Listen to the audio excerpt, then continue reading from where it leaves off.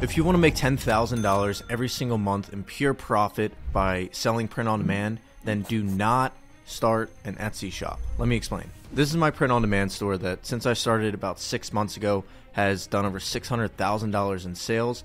And last month alone, when I spent less than a couple of hours on it, the entire month still generated over $10,000 in pure profit. And I'm not saying this at all to brag in any way. I'm simply saying it so that you know that by the end of this video, you're going to learn everything that you need to know in order to build a store exactly like this.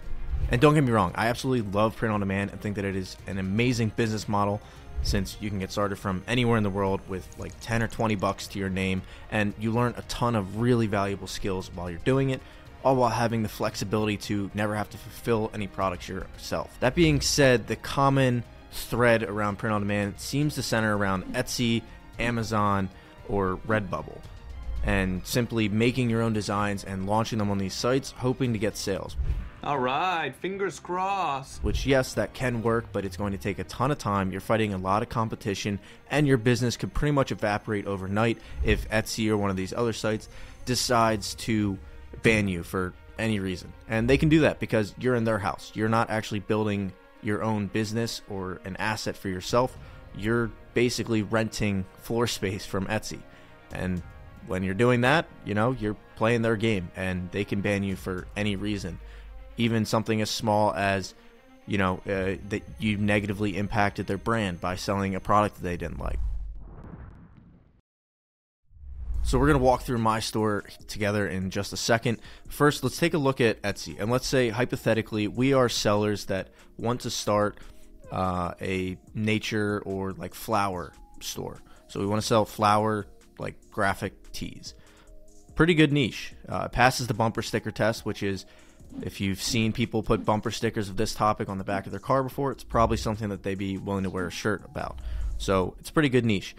So let's take a look at Etsy and see, okay, if we want to start that flower store, what's our competition going to look like? So over on Etsy, if I type in flower graphic tees, scroll down, see a lot of competition from W Shop Studio, which they are selling them at about $10.79. So you have people that are selling them for about $10.79, all the way down to this seller selling them for $8.25. And there are tons of sellers that are selling this exact same kind of thing.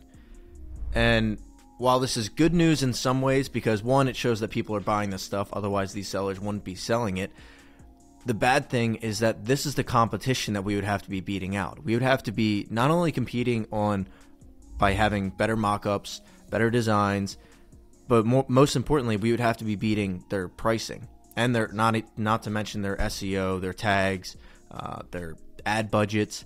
There's a lot of different things that we'd have to be fighting them against, and it quickly becomes a commoditized space, like a race to the bottom.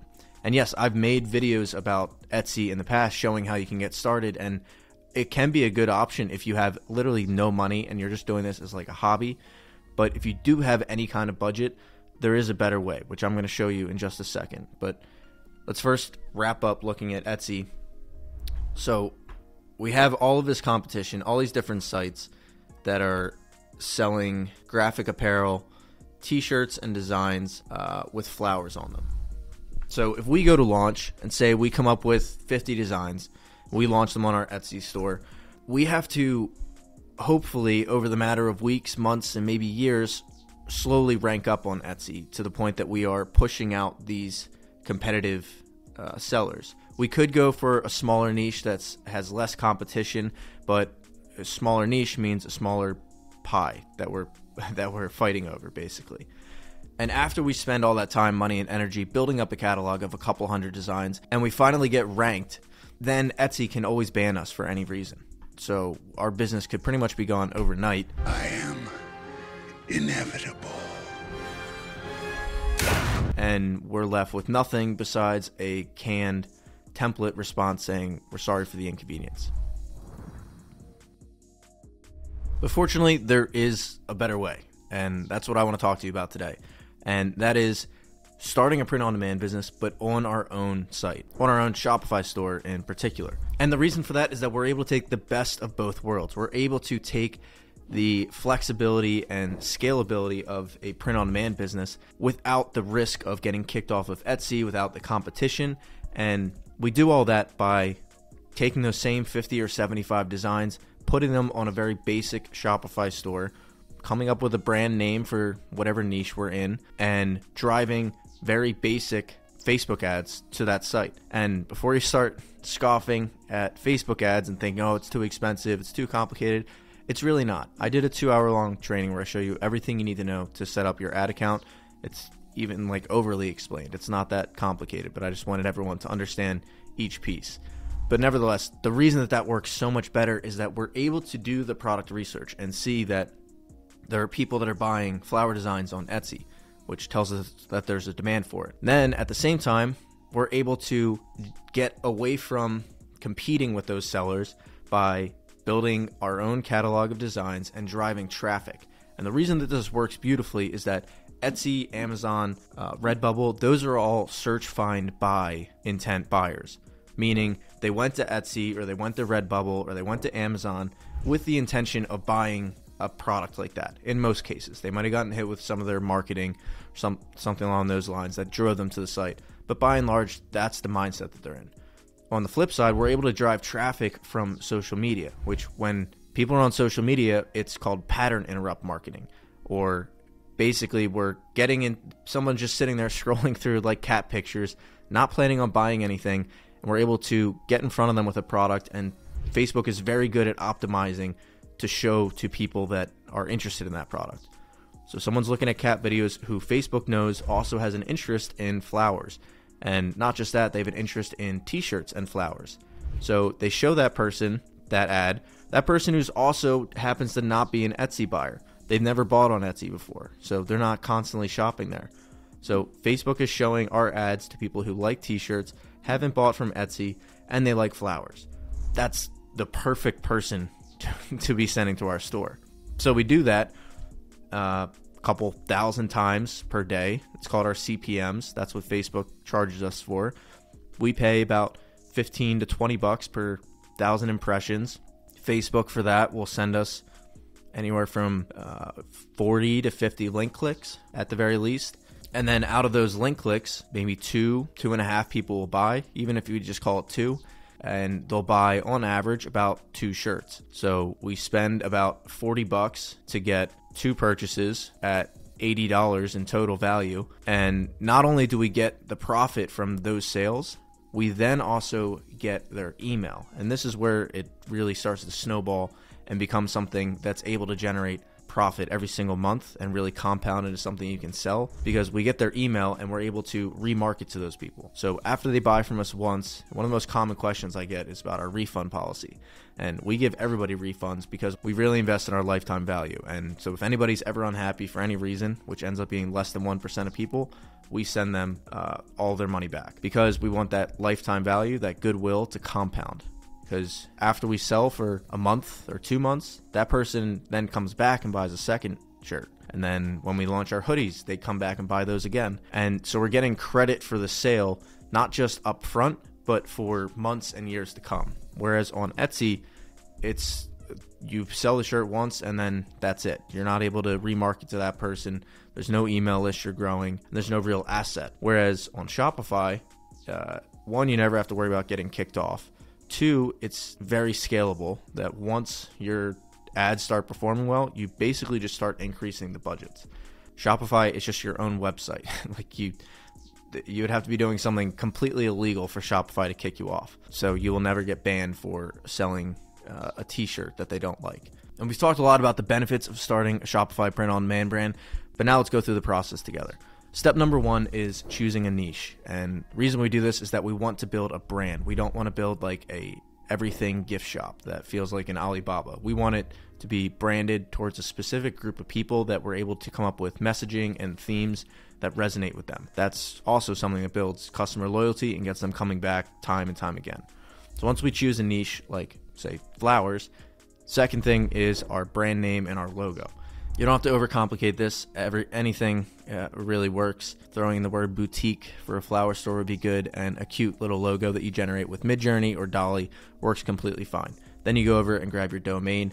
Don't worry if the .com's not available. I've rocked the .co more often than the .com over the past 7 years, and it's never hurt me at all. The third thing, once we have our niche, our brand name, our logo, next thing is our designs. The way we're going to come up with our designs that we're going to put on our products is by going to Etsy, Amazon, Redbubble, all those sites, and see what's selling well.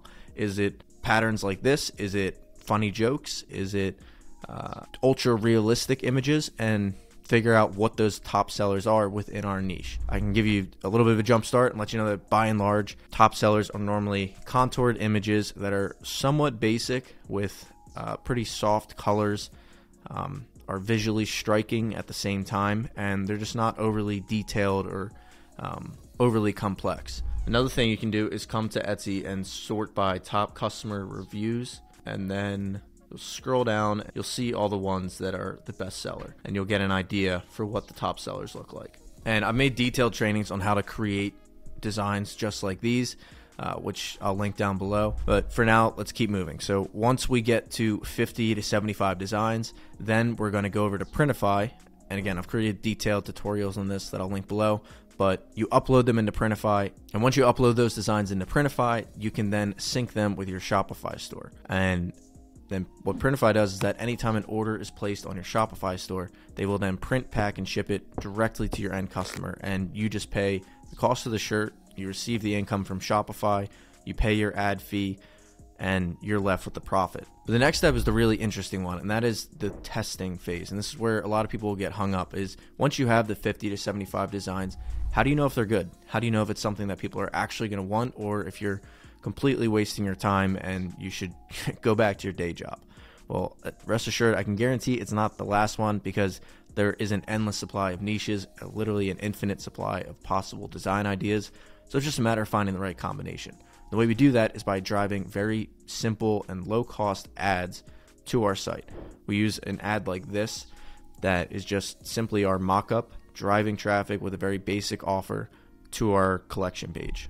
And we want to put together at least like 15 to 20 ads that, again, they look just like this, and it's just all of our product mock-ups.